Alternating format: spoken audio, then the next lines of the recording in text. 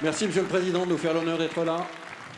À nouveau, fidèle au BIC 2022. Monsieur le Président, vous avez plusieurs milliers d'entrepreneurs devant vous aujourd'hui. Emmanuel Macron a une demi-heure avec nous et un certain nombre de sujets à couvrir, donc je vais lui passer la parole très simplement. Bonjour. C'est bien, je sens de l'énergie dans cette salle comme chaque année. Non, je suis heureux d'être avec vous. Alors contrairement aux autres années, on ne peut pas faire l'échange habituel, qui est normalement une passe, pas d'armes, mais d'échange avec Nicolas et plusieurs entrepreneurs, ce qui nous permet généralement de nous tromper dans les prénoms et ce qui vaut beaucoup d'ironie des uns et des autres. Heureux de vous retrouver et je vais ensuite moi-même devoir partir à Prague parce qu'on va vers une autre métamorphose, la métamorphose européenne, et j'essaierai d'y revenir dans mon propos, parce que les temps de crise que nous vivons se prêtent justement à ces transformations. Alors en étant là d'abord devant vous aujourd'hui, c'était un message de soutien et de constance de soutien, y compris quand les temps sont difficiles et incertains. Et je le dis vraiment en remerciant avec l'ensemble des ministres qui sont là, la BPI, le Big Tour, le Big et tous les entrepreneurs partout en France qui se mobilisent tout le long de l'année pour faire tourner notre économie, créer de l'activité, inventer de nouvelles activités et soulever l'énergie entrepreneuriale du pays. Donc merci à toutes et tous et à ceux qui font vivre Big et le Big Tour. Bravo à eux. Merci à toi.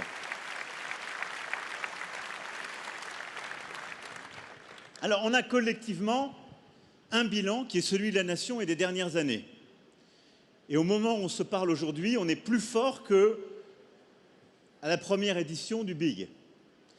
Parce qu'on a évidemment passé des textes, simplifié les choses, bougé, parce qu'il y a aussi eu une énergie collective et au fond, une révolution culturelle qui s'est faite dans le pays. Nous avons toujours été un pays d'entrepreneurs, d'innovateurs. C'est dans l'ADN de la France. Mais je dirais que ces dernières années, nous nous sommes collectivement révélés à nous-mêmes. Et ce qui fait que les résultats sont là, malgré la crise Covid, malgré tout ce qu'on a traversé. On a réussi à faire baisser le chômage. On a créé près d'1,5 million d'emplois nouveaux. Le chômage des jeunes n'a jamais été aussi faible depuis le début des années 80. On a réussi à relancer, plutôt à lancer pour la première fois vraiment l'apprentissage. On a mis fin à la destruction de l'emploi industriel dans notre pays, on en a recréé 50 000. On a réussi, à côté de ça, collectivement, à créer plus d'entreprises, ce qui est une formidable force. Il y a ce million d'entrepreneurs et d'entreprises créées chaque année, qui est la dynamique sur laquelle on est lancé. Ça fait 3 ans de suite que nous sommes le pays le plus attractif d'Europe, que nous sommes celui qui, à la fois, crée le plus de start-up et les développe le plus vite et le plus fort. Et on est passé de levée de fonds qui était de 2,5 milliards en 2017 à 11,5 milliards en 2021. Et on a collectivement réussi à développer 27 licornes, c'est-à-dire aller beaucoup plus vite et plus loin que les objectifs que j'avais fixés ici même il y a quelques années. Et on a 138 000 entreprises qui exportent partout dans le monde et qui tirent le pays. Je ne vais pas vous écraser de chiffres, mais c'est pour dire que quand on entend parfois tous les jours que tout va très mal, que ce serait une catastrophe, etc., il y a des choses qui sont dures, je vais y revenir, il y a des inquiétudes légitimes, mais il y a aussi une force extraordinaire, pas simplement à Paris, dans tout le territoire, hexagone comme outre-mer, qui est la force entrepreneuriale française et qui est le fait de nos simplifications, d'une politique d'investissement massive, de transformation collective et de la révolution culturelle que vous portez. Et ça, maintenant, c'est inarrêtable.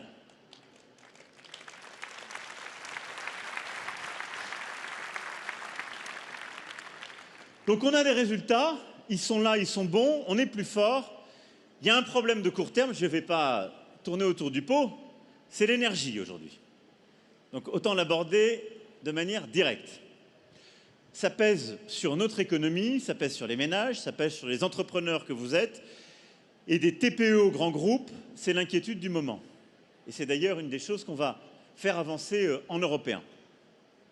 Ce sujet, il a plusieurs composantes, je ne vais pas être trop compliqué, mais d'abord ça a commencé avant la guerre, si on est honnête avec nous-mêmes, parce qu'il y a eu une reprise très forte de l'activité mondiale, donc ça a créé de la tension sur plusieurs marchés. Ensuite, il y a la guerre en Ukraine, déclenchée par la Russie, qui a complètement déréglé le marché mondial du gaz et qui a aggravé le problème sur le pétrole.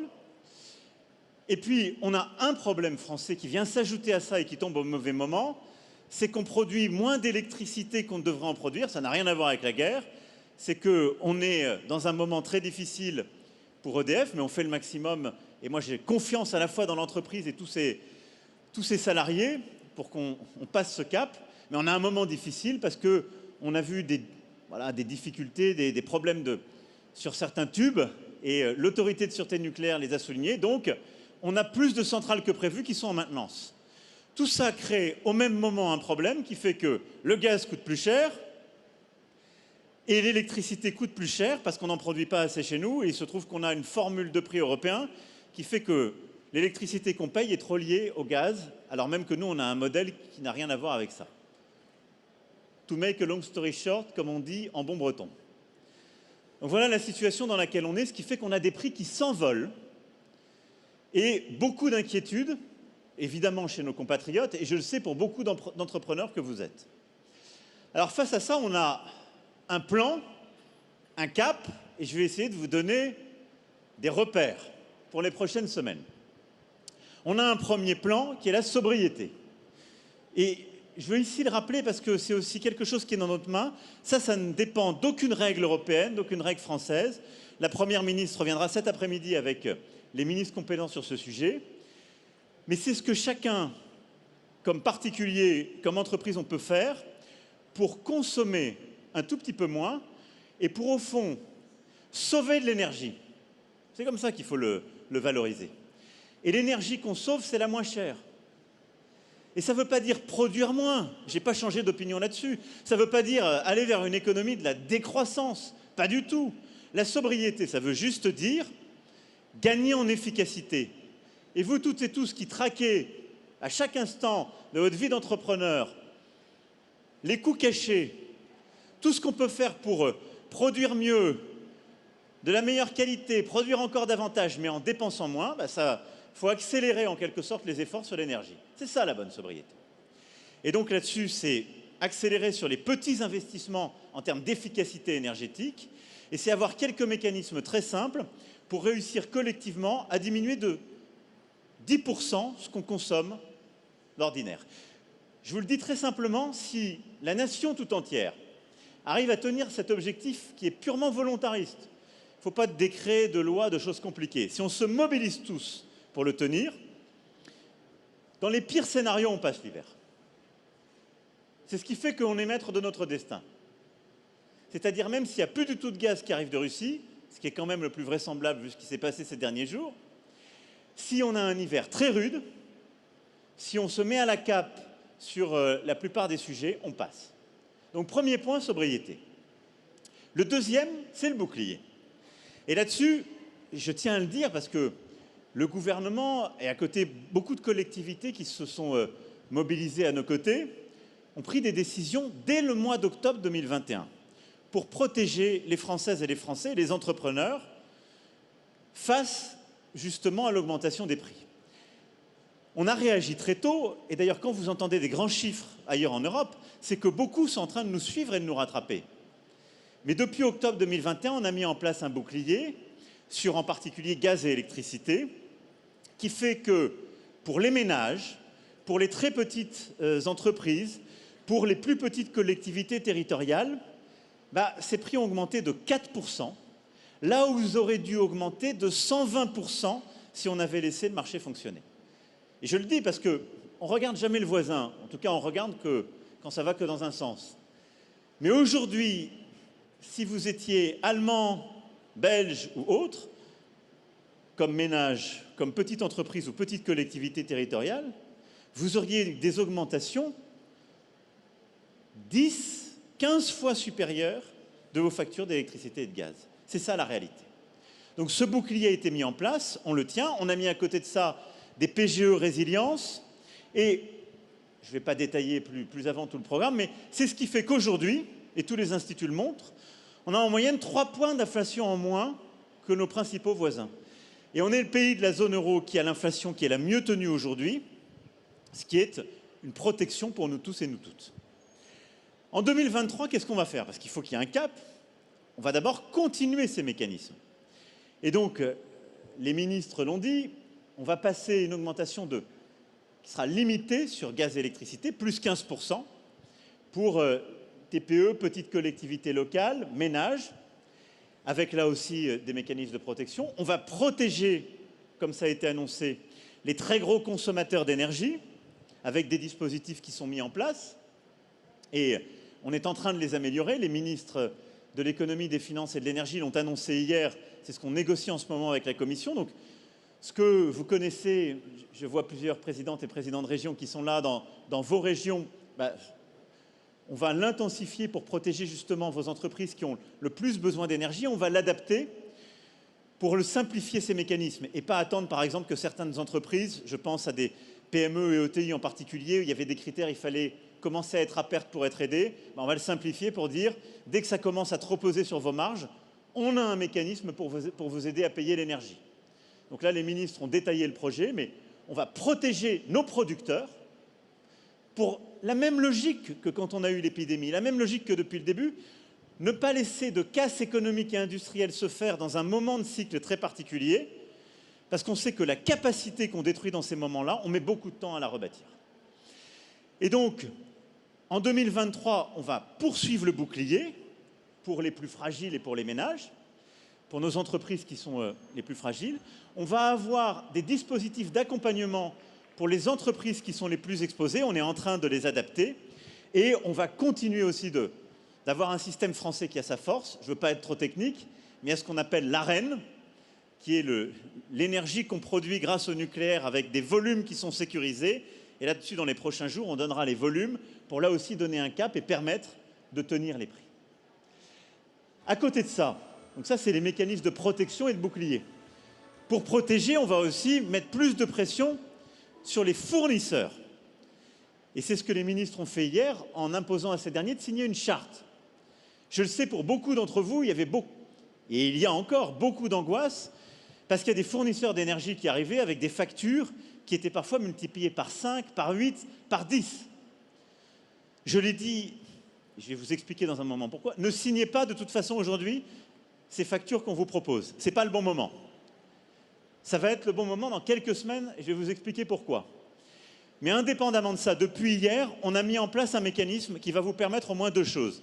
La première, on impose à ces fournisseurs de signer une charte de bon comportement. C'est-à-dire qu'on a traqué ceux qui venaient matraquer, si je puis dire, les entrepreneurs et qui, en quelque sorte, profitant de l'angoisse, leur disaient « Vous n'aurez plus d'électricité dans quelques mois, donc signez ça, c'est 5 fois plus cher, mais moi je vous la garantis. » Stop, charte de bonne conduite, ça c'est pas des bonnes conduites.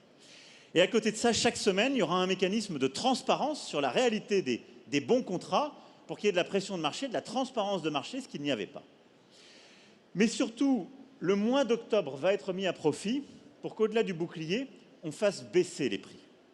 Et donc c'est pour ça que je vous dis, attendez la fin du mois d'octobre pour signer vos contrats d'électricité et de gaz. Parce que les choses sont en train de changer et on va les bouger. Et c'est le 3e pilier, c'est l'action que nous menons en Européens pour agir sur les prix. Alors, je sais que maintenant vous êtes tous devenus des experts de l'énergie, mais je ne veux pas vous assommer avec beaucoup de technicité, mais je vais essayer de vous expliquer ce qu'on fait. On a un premier combat qui est de baisser le prix du gaz. Ça, on va le faire comment? D'abord, en nous organisant en Européens. Il se trouve que si, et c'est toujours pareil, si on reste égoïste, nationaliste, nous serons idiots. Parce que si chaque pays négocie pour lui-même, il reste petit sur le marché. Si on négocie en européen, on pèse. Les chiffres, pour que vous ayez une idée, l'Union européenne, c'est les 3/4 des achats par gazoduc au monde, et c'est environ 20% des achats de gaz liquéfié. Donc si on décide de se mettre tous ensemble et de peser sur les prix, on vaut quelque chose et on pèse sur quelque chose. Et il se trouve qu'on veut aussi le faire avec nos amis asiatiques qui sont un peu dans la même situation que nous, parce qu'on a la même condition, nous ne sommes pas producteurs, mais on est des gros acheteurs.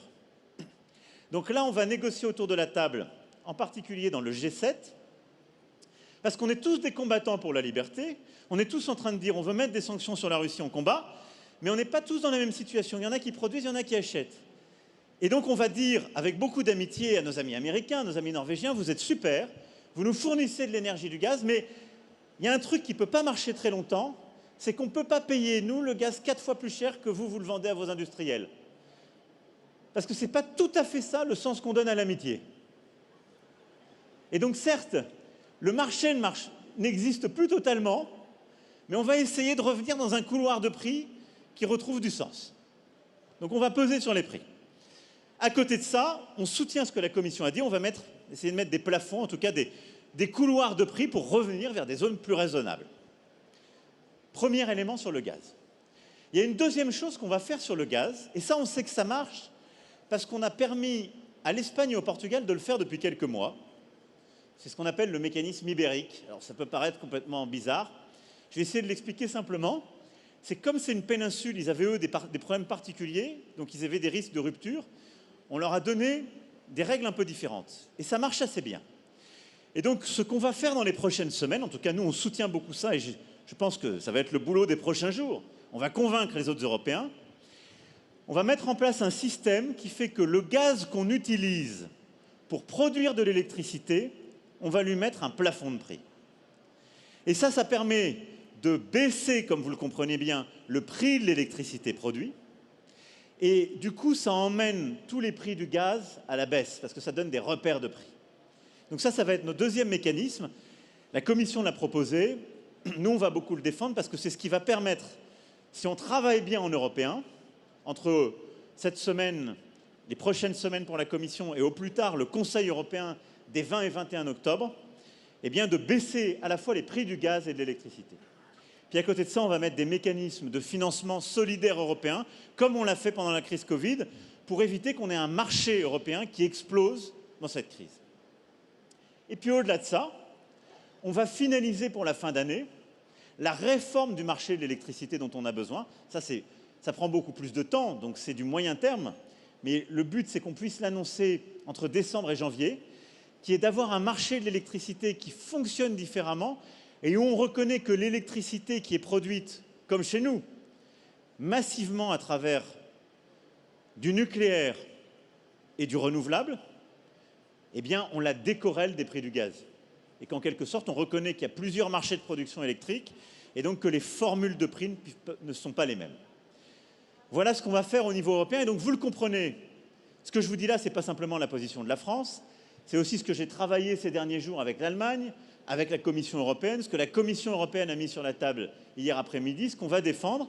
Et donc l'idée, c'est que les prochaines semaines nous permettent de passer ces réformes.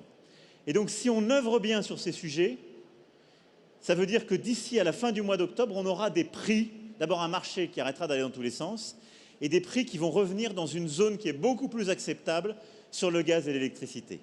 Ça, plus la pression qu'on a mise sur les fournisseurs et les opérateurs ces derniers jours, me permet de vous dire que vous aurez des contrats qui seront plus raisonnables fin octobre, début novembre, et il faut donc plutôt attendre cette période avec les mécanismes qu'on a mis en place pour signer. Pardon de vous assommer avec des sujets techniques, mais voilà où on va.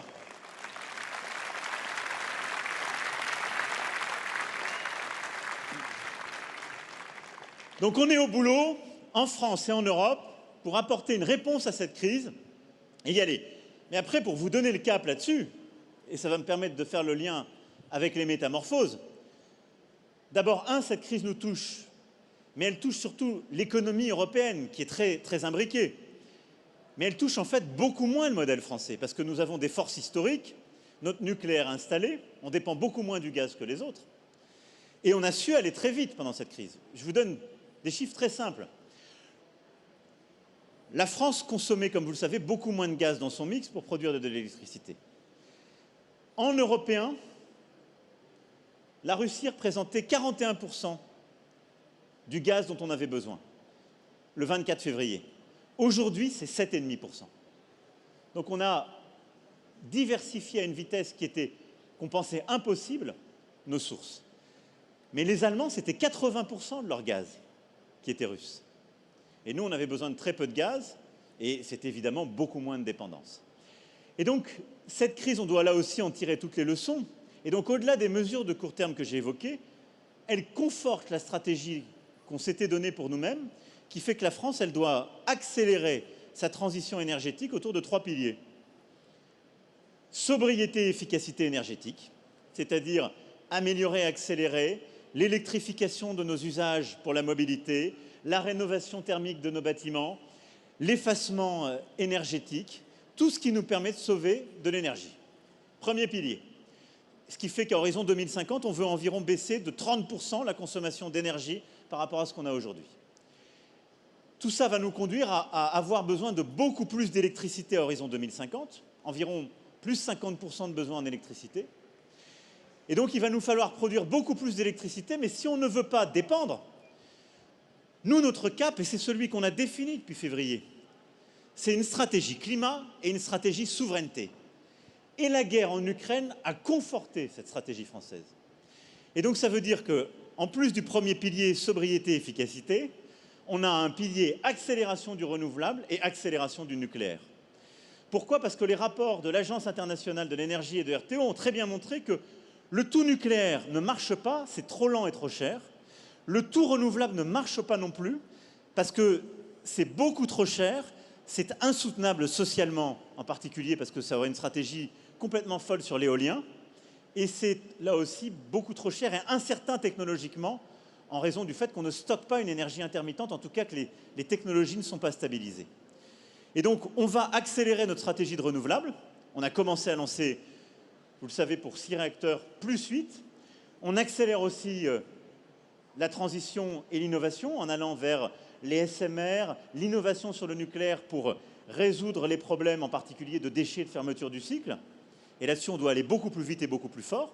Et donc, on va augmenter notre capacité, améliorer la sûreté et la qualité.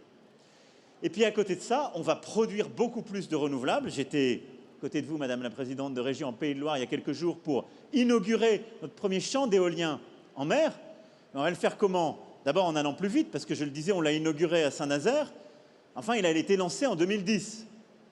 Donc, si je vous dis on va en faire plus, à ce rythme-là, vous allez me dire, il est sympathique, mais ça ne va pas nous régler les prochaines guerres, s'il y en a d'autres. Donc, on accélère, c'est la loi qu'on va passer. On simplifie et on planifie en mettant de la visibilité d'investissement, des négociations beaucoup plus simples et en bâtissant derrière une filière industrielle. Et pour moi, c'est très important, c'est-à-dire qu'on change les usages, on transforme notre système énergétique, mais derrière, on ne répète pas l'erreur européenne faite dans la première génération des renouvelables, où on importait le renouvelable qu'on déployait, c'est qu'on le produit. Et d'ores et déjà aujourd'hui, on produit de plus en plus de composantes de nos éoliennes en mer, au Havre, à Saint-Nazaire et dans plusieurs sites. On produit l'hydrogène qu'on fait de ces renouvelables. Je pense à Life, pour ne parler qu'une de nos startups qui est engagée sur cet hydrogène vert produit à partir de l'éolien en mer. Et on produit de plus en plus des composantes de nos panneaux solaires et le nouveau solaire qui est beaucoup plus technologique et sur lequel on est compétitif. Et donc l'idée, c'est d'avoir une stratégie renouvelable qui est de déploiement et de production d'énergie, mais aussi une filière industrielle à déployer. Donc ça, c'est le cap qu'on doit se donner sur l'énergie pour ne pas revivre la crise qu'on est en train de vivre et là aussi en tirer toutes les conséquences. Et vous le comprenez, ça sera une des grandes métamorphoses pour le pays. Alors au-delà de celle-ci, et pour finir mon propos, puisque vous allez parler de métamorphose, la métamorphose, c'est un changement qui fait toujours peur. C'est un vertige. Et je pense que ça fait toujours peur à une chenille de devenir papillon. Ce n'était pas forcément, je trouve que c'était prévu au programme, génétique, mais c'est un formidable inconnu. Les temps que nous sommes en train de vivre sont des temps inconnus. Et là, j'ai essayé de donner de la visibilité de court terme. Mais au fond, je pense que le thème est formidablement choisi, j'y suis pour rien, donc je peux le dire. C'est ce que vous vivez dans vos entreprises, ce qu'on vit dans notre pays, mais c'est une formidable manière de penser les temps qui sont les nôtres, et c'est un antidote aux extrêmes, aux discours de haine et au repli. Les temps que nous vivons font peur parce que, je le dis parfois, c'est le retour de l'impensable. On a vécu tous ensemble le Covid. C'était impensable, surtout pour toutes les entrepreneuses et entrepreneurs que vous êtes. Vous viviez dans un monde ouvert, on vous disait allez plus à l'export, boum, du jour au lendemain, on n'a plus le droit de prendre l'avion, on ferme, il y a des interdictions à l'export. On pensait vivre dans un monde de paix infini, boum, la guerre revient. On pensait que, il y a quelques années, les ressources, en particulier naturelles, étaient aussi infinies. Là, la transition a été plus lente, mais elle est aussi brutale et on en vit les conséquences. L'effondrement de la biodiversité, la brutalité du changement climatique.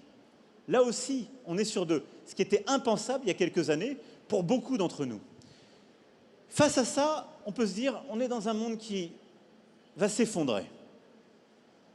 C'est la première manière de réagir à l'impensable. C'est le repli sur soi, l'effondrement psychologique, collectif. Le modèle auquel on est habitué est fichu. On se replie. Et on se replie vers une forme de nostalgie parfois de ce qui n'a jamais été. Et il y a une autre manière de faire, c'est la métamorphose. C'est de se dire tout change autour de moi, mais jusqu'à présent, on a collectivement réussi à faire face à tous ces changements. Et des changements qui, au fond, ont parfois été aussi brutaux dans l'histoire de l'humanité. Et on l'a fait comment, quand on regarde les leçons de l'humanité et les nôtres? On l'a fait en mettant beaucoup d'intelligence collective en connexion.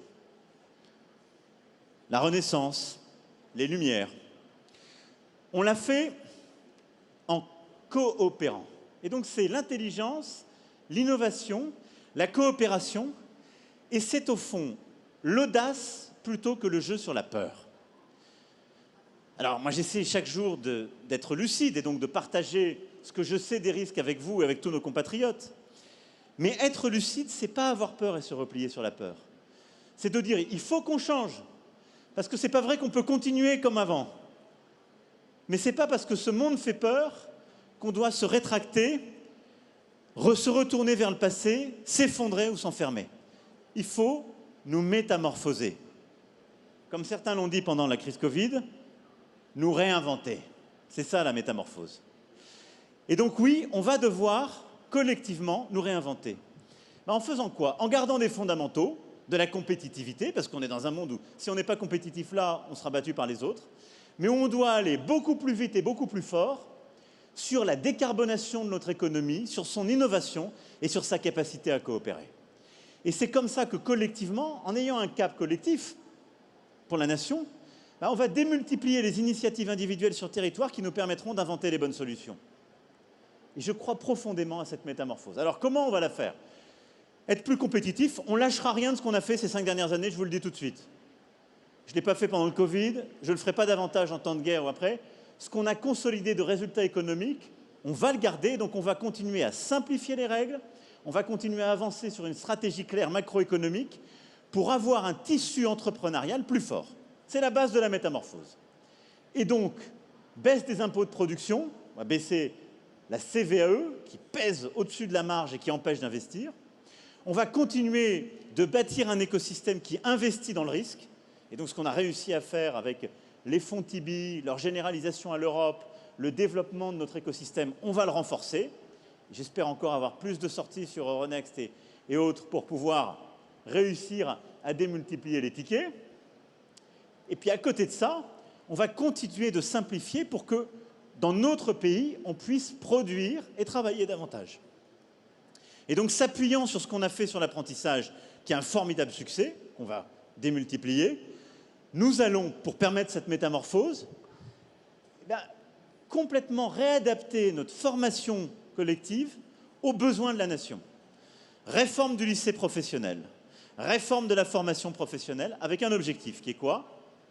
On regarde les compétences dont on a besoin sur nos territoires, en lien en particulier avec nos régions et nos entrepreneurs, et on propose des formations qui correspondent aux besoins. Là où aujourd'hui, je vous le dis parce que c'est quelque chose de fou, 30% de nos lycéens sont en lycée pro. 30%. Souvent ceux qui sont en difficulté. Souvent de manière injuste, ceux qui viennent des familles les plus modestes. Et aujourd'hui, de manière beaucoup trop importante, on a des formations qui ne débouchent pas assez sur des métiers. Parce qu'on n'a simplement pas adapté la carte des formations à la carte des besoins, mais simplement à la carte de ce qu'on savait faire. Donc on va faire cette révolution collective.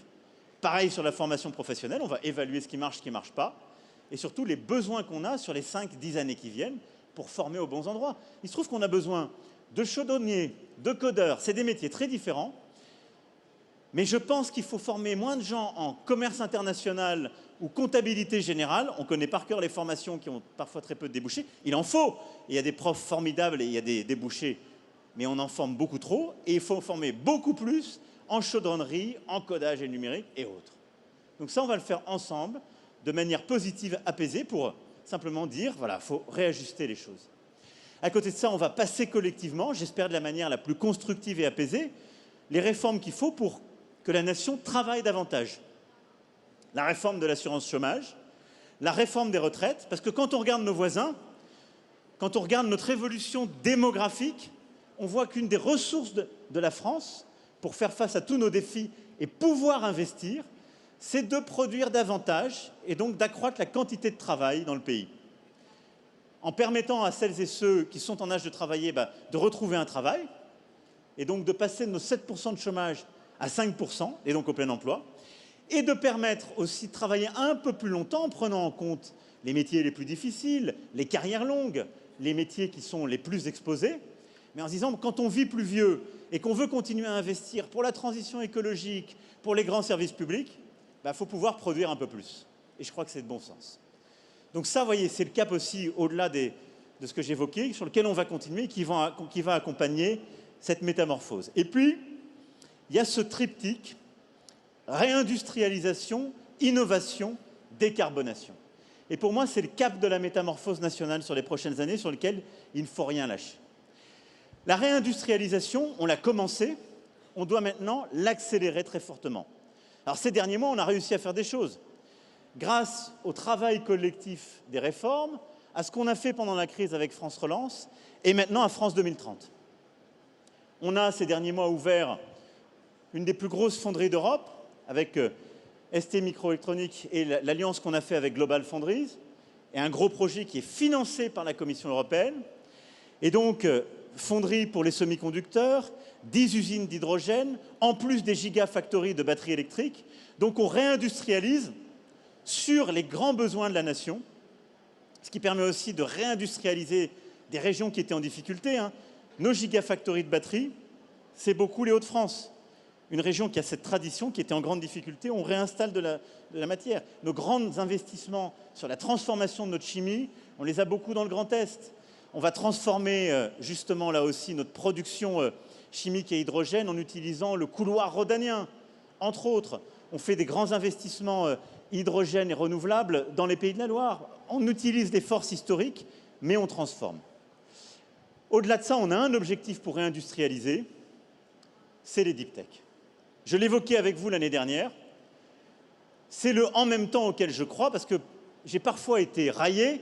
Les gens disaient, lui, il est pour la Startup Nation, les startups. Nous, on est pour réindustrialiser le pays, parce qu'on connaît les vrais gens. Pas de chance, la meilleure manière de réindustrialiser le pays, c'est les startups. Les deux ensemble, là aussi.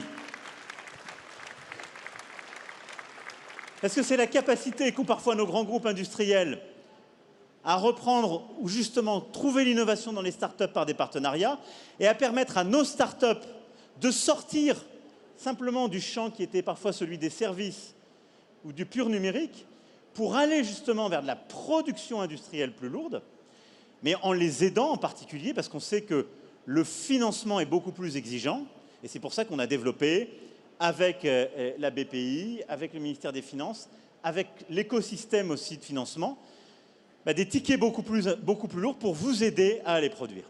Et donc oui, on va réindustrialiser en aidant nos grands groupes et nos ETI à changer le modèle encore plus vite pour recréer des capacités, mais en créant beaucoup plus de start-up dans le deep tech. En 2021, on en a créé 250. C'est déjà un très bon chiffre. Mais je vous rappelle qu'on a un objectif, c'est 500. C'est un objectif qu'on a dit pour 2030. Moi, je pense qu'il faut l'attendre beaucoup plus vite. Donc, je compte sur vous pour foncer. Les financements, ils sont là. Il faut avoir de l'audace, il faut y aller. Et c'est le moment d'y aller. Et donc, allons à bloc vers ce cap des 500 startups dans le deep tech, qui est une formidable manière d'accélérer cette transition et d'industrialiser. À côté de ça, il y a tout le boulot qui est fait par la French Fab. Et là aussi, pour accompagner la transformation de vos modèles, aller beaucoup plus vite dans la croissance industrielle, qui est formidable. Il y a les projets première usine de start-up, une vingtaine ont été développés. Et donc, vous le voyez, on a une convergence d'initiatives qui a un même objectif, de ce que fait la French Fab, France 2030, de nos initiatives qui avaient commencé, qui est de réindustrialiser le pays sur les grands besoins industriels, de montrer que l'industrialisation va avec l'innovation d'usage et numérique et qu'elle concerne tous les territoires. Ça, c'est le premier cap, il est pour moi extrêmement important. On a un deuxième cap, innovation, qui est tout aussi important. En effet, pour réussir cette transition, on a besoin, en quelque sorte, de lever, il commence à le faire, et je parle devant beaucoup de gens qui en sont des exemples vivants, de lever ce qui était parfois un tabou. Et nos tabous, ils sont souvent dans nos corporatismes en France. C'est qu'on aime bien les catégories. Alors, on est dans une catégorie, soit on est chercheur, soit on est entrepreneur. Bon, on a besoin aujourd'hui pour réussir ça de dizaines de milliers de chercheurs entrepreneurs. Donc allez-y à fond. C'est clé pour réussir. On a besoin, pour l'innovation, de complètement changer notre logique dans la formation de nos talents et leur capacité à réussir. Et donc pour cette métamorphose, on a besoin de consolider ce qui est une force française. On a des très bonnes écoles de commerce, on a des très bonnes écoles d'ingénieurs. Mais on a historiquement trop oublié qu'on a des formidables centres de recherche et des très grandes universités. Elles sont une fierté. Ces derniers jours nous ont encore permis d'avoir un grand prix Nobel en physique quantique. Et on leur a donné, grâce à la loi de programmation de recherche, des moyens sur les années à venir pour accélérer les projets. Il faut qu'on aille beaucoup plus vite et beaucoup plus fort dans nos universités, nos centres de recherche, mais dans le travail partenarial entre nos universités, nos unités mixtes de recherche, ce qu'elles font avec nos écoles de commerce et d'ingénieurs, avec le monde entrepreneurial, pour justement permettre à nos chercheurs, et nos chercheurs en recherche fondamentale comme en recherche appliquée, de faire encore plus et de participer à cette transformation de la nation. Parce que les recherches, par exemple, d'Alain Aspect, moi je dois dire, c'est très dur à comprendre, moi je n'y comprends pas grand-chose. C'est fascinant. Et donc c'est des sujets entre des photons et de la télépathie entre photons. C'est de la poésie pour moi. Mais j'ai compris que derrière, ces recherches ont permis de créer une start-up française, Pascal, qui est une formidable fierté et qui, sur le plateau de Saclay, réussit et en quantique fait que la France est un des champions.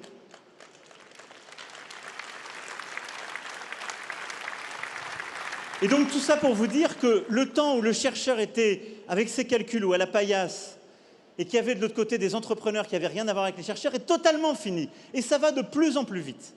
Et donc il faut que nous, on aille encore plus vite, qu'on décloisonne, parce que les grandes transformations se feront si on va plus vite et qu'on fait sauter les barrières entre des disciplines qui en avaient. Et donc là-dessus, on a commencé à lancer des projets, on a une quarantaine de projets de recherche pour 2,5 milliards d'euros.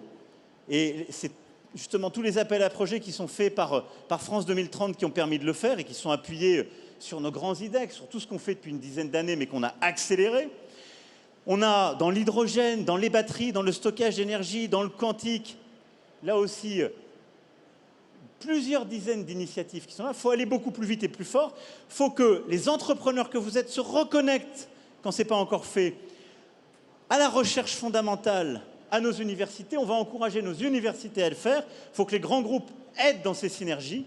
Mais on a une transition formidable en recherche, en innovation et en formation de nos talents. Parce que derrière tout ça, il faut qu'on pivote nos systèmes de formation pour aller sur les grands besoins de la nation. Et donc, vous le voyez, c'est une métamorphose de nos écosystèmes.